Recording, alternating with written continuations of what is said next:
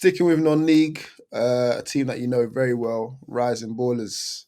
Now, I clicked on a video quite recently, and yeah, I would like. Well, it's safe to say that the comments weren't too favourable. Listen, Uh, the comments were chaos. yeah, The comments and were it's chaos. yeah, it's crazy to see. If you haven't seen it, it's the game against. Well, I'll insert the game here anyway. Basically, the comments were just going at the commentator saying he's a bit sounded tired.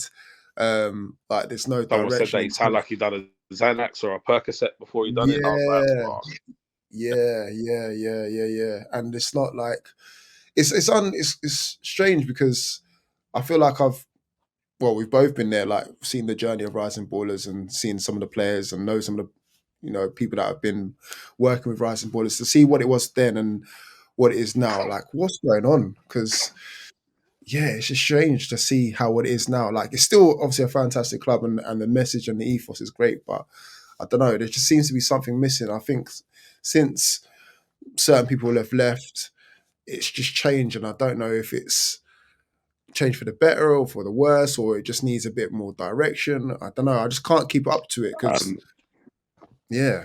I think if I'm going to speak honestly, and listen, I'm going Mm. to get all the RB sexuals after me now again in the comments and in my DMs. If I'm going Did to you say speak honestly, yeah, the RB sexuals, man.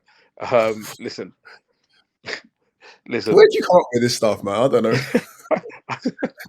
don't, don't make me laugh, man. Don't make me laugh. I don't know. You have to cut Anyway, this bit out. You can't have me laughing like this. I can't be skinny teeth like this. I don't know where you coming up with this. Oh my gosh. All right, so right, all right. Let me just let me collect myself.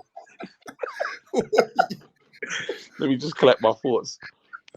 All right, where was I? Oh god. All right, listen. If I'm going to speak honestly on this, Yeah. um, I think it's going to take people to listen to what I'm saying objectively, Yeah. and sort of take their RB coloured lenses off Yeah. and kind of genuinely listen to the footballing message of what I'm actually trying to address here. Mm.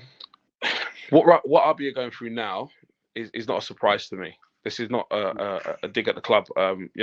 This is more just to do with, look, they wanted to go from one thing into something else. Hashtag managed to do that successfully, and I think there are a few other clubs that are going to be doing that. Now, listen, for all intents and purposes, they've already got a really solid blueprint, so they know exactly what they're doing when it comes to the Sundays and the exposure and the this and that. And I think they had the right person in terms of uh, the media side of things when they had Maz leading the side. Yeah. Certainly for the Sundays. Um, in all honesty, the wheels fell off of RB when Takers destroyed them. When we sort of took the wind out of RB sails, and in a league that they were supposed to win, let's be honest, they were supposed to win that league, RB, and they ended up third, behind Highgate Albion and behind us, Takers. I say us, well, just behind Takers. But I think it was the way that they came third. Now, in an ideal world, when something like that happens, you kind of want to step up into the next challenge, having conquered the level that you were at before, and they didn't do that. The guy that was running the team, Maz, in all honesty, and again, this is not a pop shot at Maz. He just wasn't good enough to take the team from where they were into non-league football. He had an idea of what he wanted to do, but lacked the experience and the knowledge to actually apply it to the level that he was playing at. In my opinion, they had good enough players to blitz anybody that they played against. That's just my opinion. But they didn't do that. So that tells me that there's an issue with the leadership and the management of the team. And the way that he actually left the team, I felt was really poor from him, because he won nothing the year before, won nothing that year again, underachieved. So he underachieved and performed poorly in both seasons. And then left the club when he should have been staying there to fix what was broken. That's the marks of a good coach, the marks of a good leader, a good manager. Whatever's But broken, you fix it. But what if he just thought this is how as far as I can take him? Like maybe, like you said, maybe just that's as far as he could take him. That's as far as he knew because now he's going on to different things. Now he's gone on to develop himself as a coach more. So maybe he's just done the honourable thing of like, okay, guys, I've taken as far as I can now. I'm now going to develop myself as a coach. No disrespect to you guys. I wish you all the best of luck. And I think it was all like honky dory as far as I'm concerned. Obviously, like I don't know the ins and outs, but I think, again, I'm going to speak really honestly. I think if that's how it was done, then good. But that's not how it was done, in my opinion. Knowing Maz, when things get tough, you know, you're supposed. That's look. We can't just pray for resilience. You know, we get given opportunities to show resilience and try to learn resilience. Some of us are born with it, others are not. When the going gets tough, I think he demonstrated over the 2 seasons that he struggled to deal with the pressure. I don't think he left to develop himself. If you want to develop yourself as a coach, he's in the perfect place to do that because there's not going to be a strangling pressure on him from the club, the people that own the club and run it. There's not going to be a strangling pressure on him to be the next Pep Guardiola. They're more than prepared to give him time, support, resources to actually push his career on. And as far as I'm aware, they really, really done that with him. but to but remember to develop himself as a coach, he's probably got to go around people that have more years in the game that have Yeah, got years on but to gain yeah, that but you can experience. do Like, that. Yeah, but you can do that without leaving your post. You just got to put yourself in the right spaces. Listen, Maz joined, was put into a UEFA group chat that I'm in, because I think he's doing his B license or has just done it or whatever it is, and so he's in the company of people that he can learn from. He's certainly got a good enough contact list to lean on people and actually learn his craft and develop. But you can't learn your craft on the sideline. Well, I say on the sideline, you can't learn your craft away from the game completely. You've still got to be involved in the game. You've got to make mistakes. Failure is very, very much a part of success.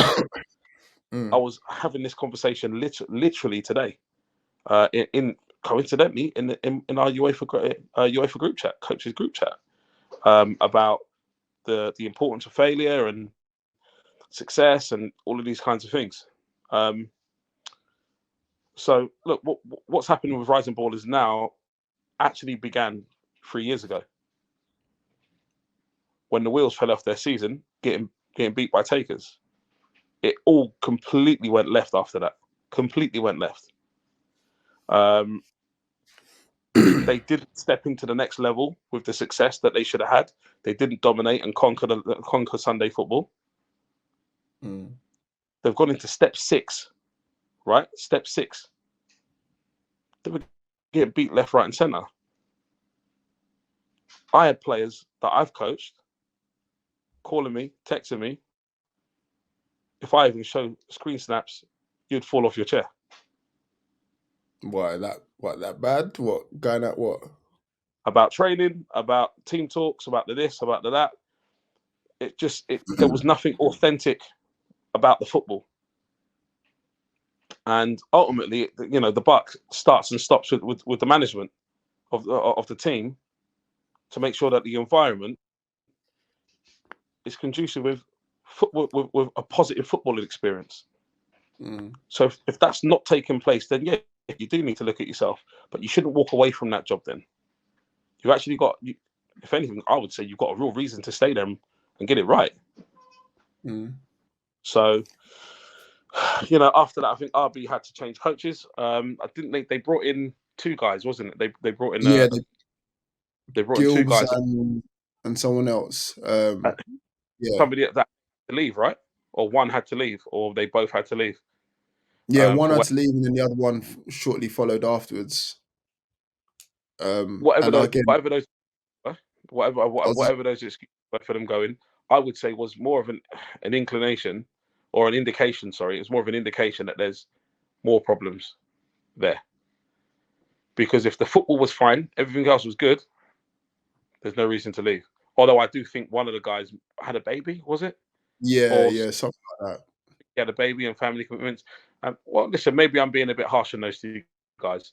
Maybe I'm being a bit harsh. Listen, I'm not above apologising or recanting anything that I say.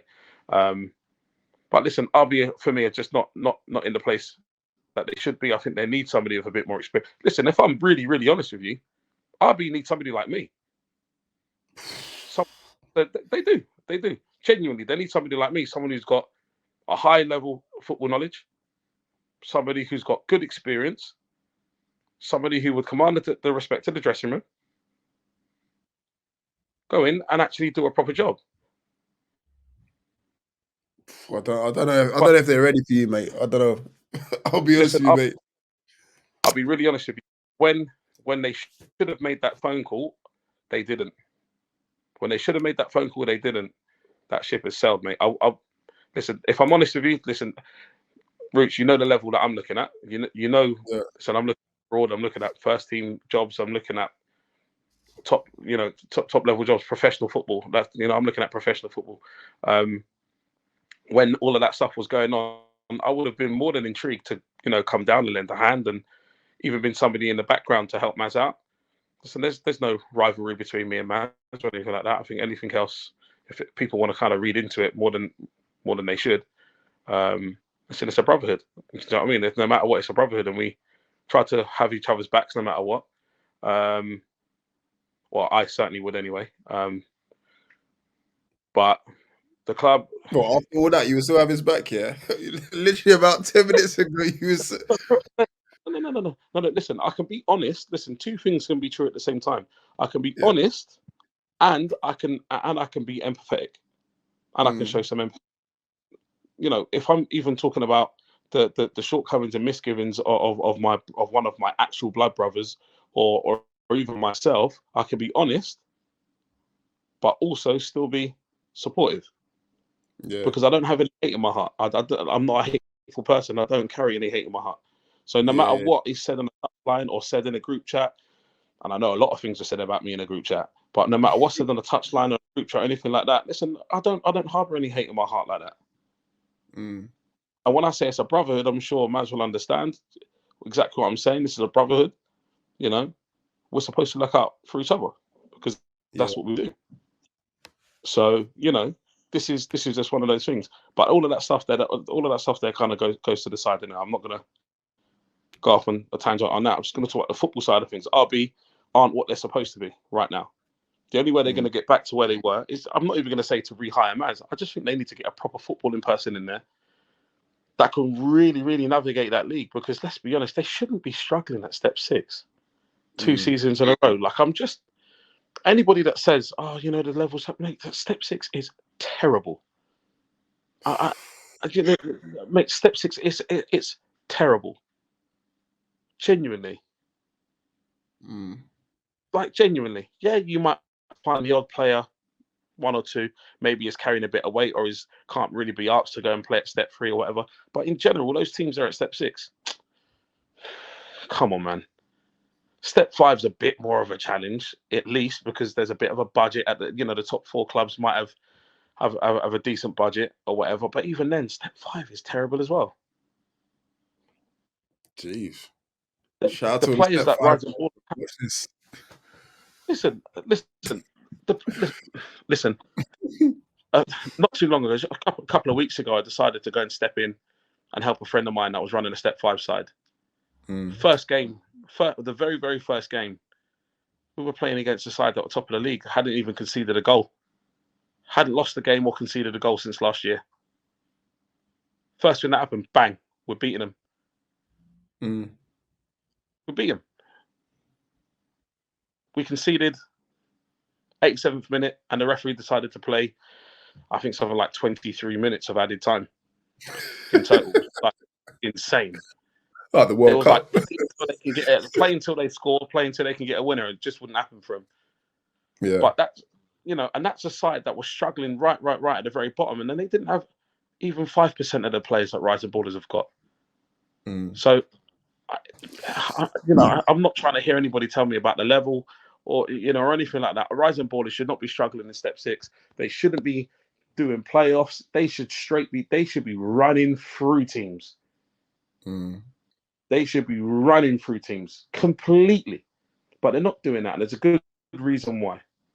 Listen, I may be way off the mark with everything I've said with regards to the football, but I'm with regards to the running of the side, whatever it is, that's fine, cool, no problem. But the facts remain: they're not getting results on the pitch, and that's starting to reflect now in how the club's being run and the way that the fans are starting to view the club.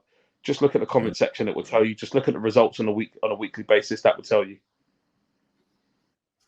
I wanna touch upon the media side of things because that's obviously what attracted me initially to them. Like the way that they Mm. would, the way that they was initially run, especially during Sunday League compared to now, is chalk and cheese. Because before they were used to do like player profiles. So like back in the day when they Yeah. had Melvin and Tayshawn and Sinke Mm. and all these players, you would know their Yeah. backstory, where they've come from, what academies they've been through, all the rest of it. Half the players that are in there now, I don't even know. Or tell a lie, I know some of them because of what I do. But again, like for the Yeah. common Yeah. fan Yeah. that tunes into them, you won't know like half these players. And that's the thing. Like I get it with their model, they're getting players in and potentially out the door.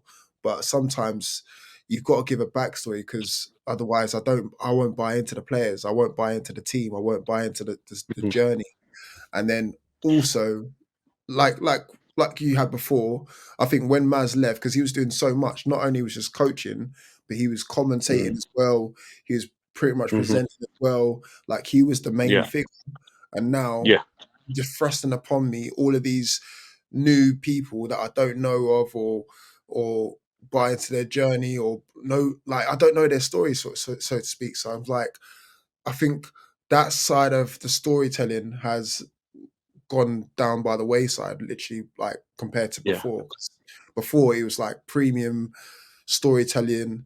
Now it's just like, okay, commentating, the commentator sounded ill or whatever. And then like half the players we don't know their backstory. Like they need to get back to that stage where there was just more emphasis put behind the storytelling. I feel anyway. Maybe it's the straw that broke the camel's back for Maz. Maybe. Like I said, maybe everything I've said, I'm off the mark. And again, I'm not against recanting anything that I've said or apologizing to people that I need to apologize to. Listen, I'm a man. I'm more than capable of apologizing when things go when I get things wrong. But maybe saw that broke the camel's back. Maybe Maz had more of a creative input to that side and that club than any of us will know. Mm, But what I will say maybe. is, when things are not going well at a club, on the pitch, off the pitch, people start to neglect important things. You start to get neglectful. I say important things. Starts off with small things, 1% of things, and it snowballs until it becomes something that you can't recover anymore. Um, Mm, listen, I read those comments, and I would say they're probably losing views, and they're probably losing subscribers at the moment.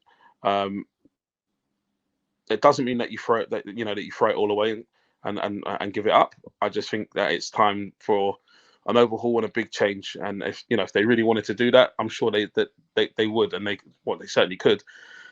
It's just whether they really want to do that.